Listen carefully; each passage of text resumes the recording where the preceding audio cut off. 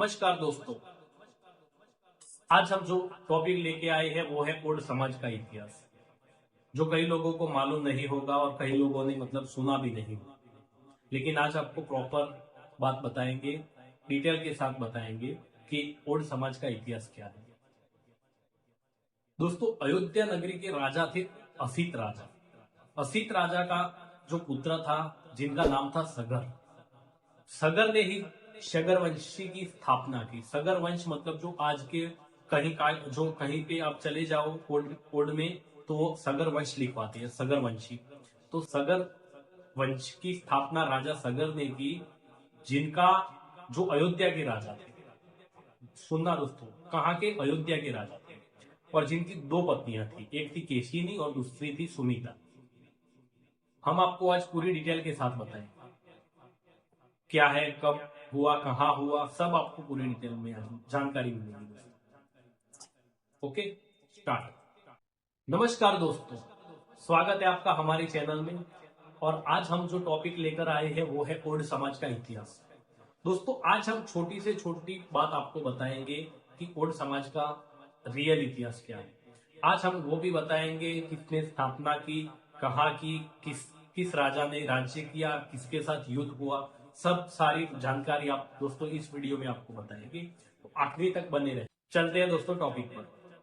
Okay दोस्तों, अयोध्या नगरी के एक राजा थे जिसका नाम था असित राजा। असित के पुत्र जो हुए उनका नाम था राजा सगर, और उन्होंने ही सगर वंशी की स्थापना की। और आपको पता होगा कि सगर वंशी किसको बोला जाता है, वो ओड को बोला जाता है। ठीक है दोस्तों, तो सगर वंशी की स्थापना राजा सगर ने की, जो अयोध्या के राजा थे। ठीक है, और उनकी दो पत्नियां थी, एक थी सुमिति और दूसरी थी केशिनी। राजा सगर की दो पत्नियां थी, एक थी सुमिनी और दूसरी थी केशिनी। ठीक है दोस्तों, हो गया। सुमिति और केशिनी बहुत खूबसूरत थी दिखने में भी, और उनको ये बात का घमंड था कि हम सुंदर हैं। और उनको ये घमंड था, इसी बात के कारण उनको बहुत टाइम से बहुत लंबे समय से संतान प्राप्ति नहीं थी। लंबे समय से संतान प्राप्ति उनको नहीं थी। ठीक है, इसके कारण राजा सगर थे वो हमेशा परेशान रहते और अपनी दोनों पत्नियां और राजा सगर हिमालय के पर्वत की गुफा में तपस्या करने चले जाते। तपस्या करते से भगवान भगु ऋषि प्रसन्न होते हैं और उनको वरदान देते हैं। जो सुमिति रानी होती है उनको 60,000 पुत्रों का वरदान देते हैं, और जो केशिनी रानी होती है उनको एक पुत्र का वरदान देती है।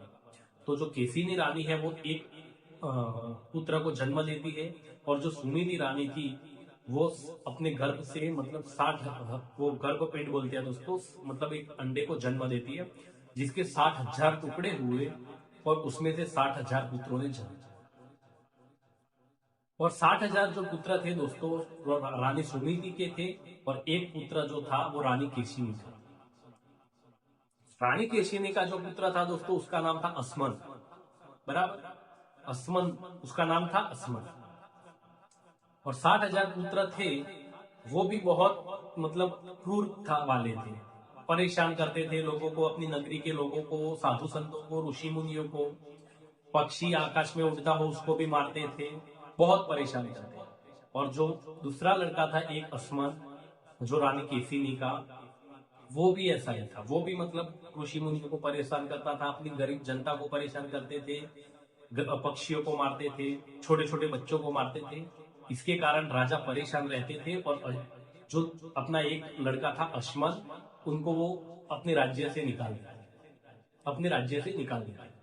तो अश्मन जो था वो चला जाता है वनवास, वन में चला जाता है, और फिर वो तपस्या करने लगता है और संन्यास, उसी दिन से वो संन्यास। इसी के कारण राजा सगर जो थे वो बहुत परेशान रहते कि मैं अगला उत्तराधिकारी किसको बनाऊंगा, मेरा वंश कैसे आगे बढ़ेगा। छोटी छोटी उनको प्रॉब्लम रहती थी, वो बहुत चिंता व्यक्त कर देते थे, परेशान रहती थी कि मेरा अगला राजा कौन होगा, मेरी अगले राज्य कौन संभालेगा। ये छोटी छोटी बातें से वो परेशान रहते थे, क्योंकि 60,000 वो थे, वो भी बहुत क्रूरता वाले थे। जो एक लड़का था वो भी बहुत क्रूरता वाला था। इसके बाद राजा सगर के पास देवर्षि नारद महाराज जो थे वो सगर राजा के पास आते हैं और उनको कहते हैं कि महाराज आप इतने बड़े मतलब राजा है, आपके 60,000 पुत्र है, आपकी बहुत बड़ी सेना है, तो आप अश्वमेध यज्ञ कीजिए जिससे आपके बच्चों को सद्बुद्धि भी आए और आपका चारों दिशा में डंका भी बचे। तो उन्होंने ऐसा सुझाव दिया राजा सगर को कि आप अश्वमेध यज्ञ कीजिए। ठीक है, अश्वमेध यज्ञ का उन्होंने ऐलान किया कि हम अब ये अश्वमेध यज्ञ करेंगे। ये बात असमन को पता चलती है, जो अंशुमान था, अश्मान था, उसको पता चलती है, जो वन में जो आता है अपने पिताश्री के पास, जो राजा सगर थे उनके पास आता है, उनके पास आकर बोलता है कि आप ये अश्वमेध यज्ञ मत करिए। लेकिन राजा सगर थे वो किसी की मानते नहीं है, अश्वमेध यज्ञ करने का चालू करते। ठीक है दोस्तों, आपको बता दूं कि अश्वमेध यज्ञ क्या होता है। अश्वमेध यज्ञ में एक घोड़ा होता है, घोड़े को छोड़ा जाता है। जिस भी राज्य में जाकर घोड़ा रुकता है, या तो उस राजा को पहले से हार स्वीकारनी पड़ती है या फिर उनके साथ युद्ध करना पड़ता है। ठीक है, तो ये अश्वमेध यज्ञ की जवाबदारी जो थी, जिम्मेदारी, वो 60,000 पुत्रों को दी गई कि आप इनका मतलब ये घोड़ा का आप देख रेख कीजिए था। और वो देश मतलब अलग अलग राज्यों में घोड़ा दोस्तों छोड़ा गया, अलग अलग राज्यों में घोड़ा छोड़ा गया और कहीं राजा को पराजित किया, कहीं युद्ध, बड़े बड़े युद्ध हुए, कहीं राजा को बंदी बना लिया, वहां की जनता को भी बहुत परेशान किया और ऐसा चलता रहा। देवराज इंद्र वो सब देख रहे थे और उनको पछतावा कि उनको भी डर सताने लगा कि अगर ये अश्वमेध यज्ञ हो गया तो ये स्वर्ग पे भी चढ़ाई करेंगे और स्वर्ग भी जीत लेंगे। तो उन्होंने वो ये टेंशन में रहते हैं कि अब क्या करें, अश्वमेध यज्ञ उनको होने नहीं देना। ठीक है, अश्वमेध यज्ञ उनको होने नहीं देना था, तो वो बार बार परेशान रहते। तो देवर्षि नारद करके थे, वो देवराज इंद्र के पास आते हैं और सुझाव देते हैं कि आप ऐसा ऐसा करिए तो इनका अश्वमेध यज्ञ रुक जाएगा। तो देवराज इंद्र जो थे वो घोड़े को लेकर कपिल ऋषि मुनि के आश्रम में बांध देते हैं, जो मतलब बहुत पाताल लोक में बहुत दूर होते हैं, पाताल लोक में उनका आश्रम होता है, वहां बांध देते हैं रस्सी से। ठीक है, तो 60,000 जो पुत्र थे उनको पता चला कि हमारा घोड़ा गायब, कहीं पे भी गायब हो गया। तो 60,000 पुत्रों ने ढूंढना शुरू किया। ढूंढते ढूंढते ढूंढते दोस्तों वो कपिल मुनि आश्रम में पहुंच गए। जो कपिल मुनि आश्रम अपने ध्यान में व्यस्त थे, उनको ये भी पता नहीं था कि ये घोड़ा किसका है, किसने बांधा है, उनको कुछ मालूम नहीं था। वो अपने ही मतलब धुंध में बैठे थे, तपस्या कर रहे थे और बांधा था किसने, देवराज इंद्र। तो फिर ये 60,000 पुत्र कपिल मुनि जो थे, कपिल ऋषि मुनि, उनको खरी खोटी सुनाने लगे कि ये सब आपने किया। उनको सुनाने लगे और उनकी तपस्या भंग कर।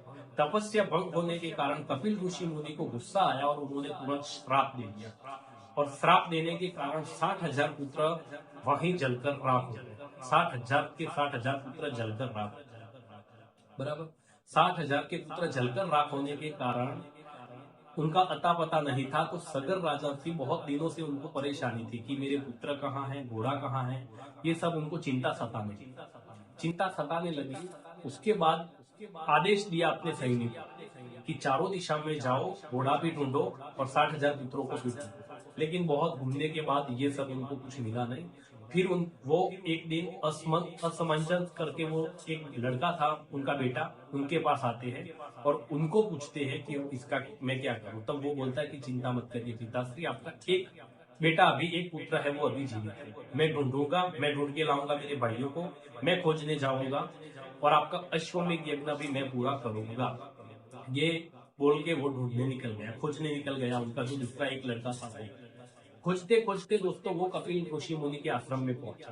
कपिल ऋषि मुनि के आश्रम में पहुंचने के बाद उन्होंने वो राख देखी, तब उनको पता चला कि ये मेरे भाइयों की ही राख है और वहां घोड़ा भी बंधा हुआ था। फिर कपिल मुनि ऋषि से पूछा कि भाई तुम कहाँ से आए हो, तुम कौन हो, जानना चाहा उसके बारे में कि तुम कौन हो। तब उन्होंने बताया कि मैं अयोध्या के राजा नरेश सगर का बेटा हूँ और ये मेरे भाई है और हमारे वहां अश्वमेध यज्ञ का वो चालू है, तो ये घोड़ा में लेने आया। और उनको ये पता चला कि मेरी भाइयों की वजह से ये हुआ है।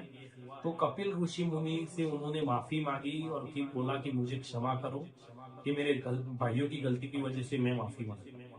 उसके बाद वो घोड़ा लेके ऋषि मुनि ने बोला ठीक है आप घोड़ा ले जाइए और अपना अश्वमेध यज्ञ कीजिए। फिर उन्होंने पूछा कि मेरे 60,000 पुत्र है कि मेरे भाई है उनको मुक्ति मोक्ष कैसे मिलेगा।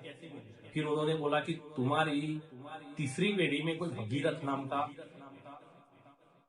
पुत्र जन्म लेगा, वो फिर हिमालय से गंगा मैया को नीचे धरती पर लाएगा, उनका पानी स्पर्श होगा तब इनको मुक्ति मिलेगी। उन्होंने रास्ता बताया।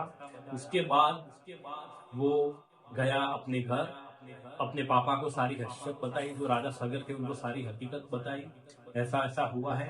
अपने पापा को भी, वो राजा सागर थे उनको बहुत दुख हुआ ये सुनकर, अपने 60,000 पुत्र हो गए इसकी वजह से बहुत दुख हुआ। लेकिन अब वो गंगा को हिमालय से नीचे लाए कैसे, बराबर ये बात सताए रही थी, इसीलिए उसने राजपाट छोड़ दिया।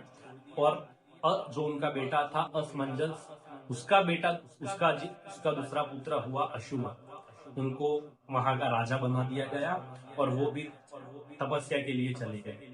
अगर दोस्तों आपको ये वीडियो अच्छी लगी तो कमेंट में बताइए, तो इसका दूसरा पार्ट में लाऊंगा कि गंगा नदी को कैसे नीचे लाए, ओड राजा ने कहां कहां राज्य किया, किस किस के साथ युद्ध किया, किस किस लोगों ने गद्दारी की, ये सब दूसरे पार्ट में आएगा।